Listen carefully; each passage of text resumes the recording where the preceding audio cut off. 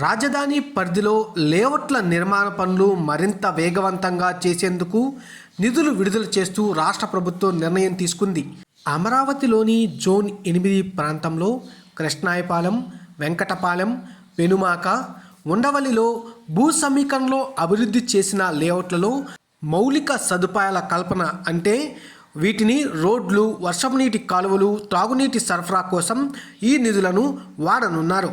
దీంతో రైతులకు ఇచ్చే ఫ్లాట్స్లో అభివృద్ధి పనులు మరింత వేగంగా జరిగే అవకాశం కల్పిస్తుంది.